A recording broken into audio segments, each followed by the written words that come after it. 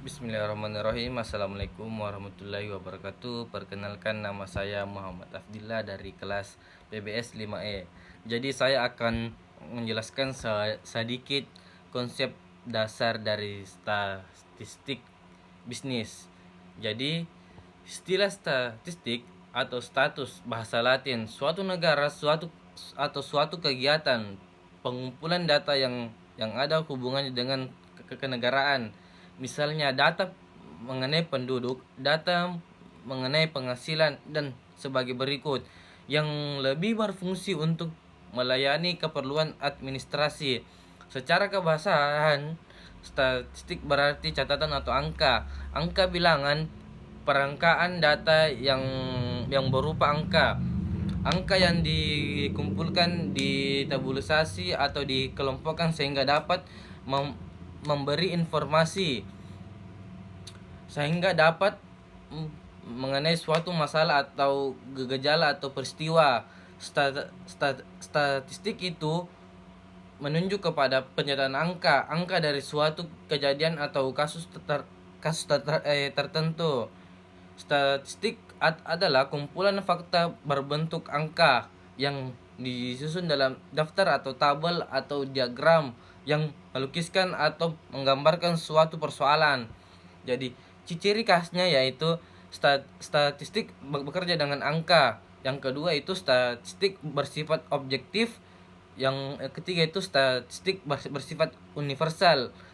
Sedangkan fungsi dari statistik itu yaitu menggambarkan data dalam bentuk tertentu. Yang kedua itu dapat menyederhanakan data yang kompleks menjadi data yang mudah dimengerti, ya begitulah. Yang keempat itu ya merupakan teknik untuk membuat perbandingan. Yang kelima yaitu dapat memperluas pengalaman individu. Yang keenam itu dapat mengukur besaran dari suatu gejala. Yang ketujuh yaitu dapat menentukan hubungan sebab akibat. Jadi kegunaan statistika yang pertama itu membantu penelitian dalam menggunakan sampel, sehingga penelitian dapat bekerja efisien dengan hasil yang sesuai dengan objek yang ingin diteliti. Yang kedua itu membangun penelitian untuk membaca data yang telah terkumpul sehingga peneliti dapat mengambil keputusan yang tepat. Yang ketiga itu membantu peneliti untuk melihat ada tidaknya perbedaan antara kelompok yang satu dengan kelompok yang lainnya atas objek yang diteliti. Yang keempat itu membantu peneliti untuk melihat ada tidak hubungan antar variabel yang satu dengan variabel yang lainnya. Yang kelima adalah membantu peneliti dalam menentukan prediksi untuk waktu yang akan datang. Yang keenam yaitu membantu peneliti dalam melakukan interpretasi atas data yang terkumpul. Yang ketujuh yaitu pemerintah menggunakan statistik untuk menilai hasil pembangunan masa lalu dan merencanakan masa yang akan datang. Yang ke-8 yaitu pimpinan menggunakannya untuk pengangkatan pegawai baru, pembelian peralatan baru, peningkatan kemampuan karyawan, perubahan sistem kepegawaian, dan sebagai berikut.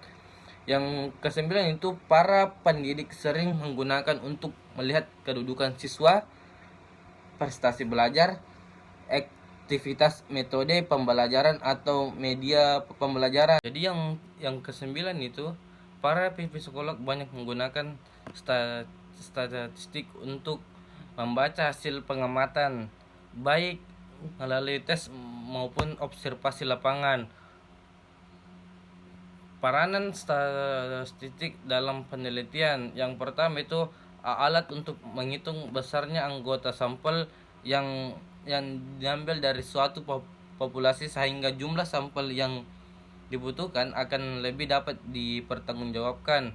Yang kedua itu alat untuk menguji validitas untuk reliabilitas instrumen sebelum instrumen tersebut digunakan dalam penelitian. Yang keempat itu sebagai teknik untuk menyajikan data sehingga data lebih komunikatif, misalnya melalui tabel, grafik atau diagram. Yang keempat itu adalah alat untuk menganalisis data seperti menguji hipotesis untuk diajukan dalam penelitian. Jadi cukup sekian dari penjelasan saya. Kurang lebihnya mohon dimaafkan. Saya Muhammad Afdillah, burung terbang karena sayapnya. Manusia berbicara dengan cakrawalanya. Wallahu muwaffiq ila aqwamit thoriq. Wassalamualaikum warahmatullahi wabarakatuh.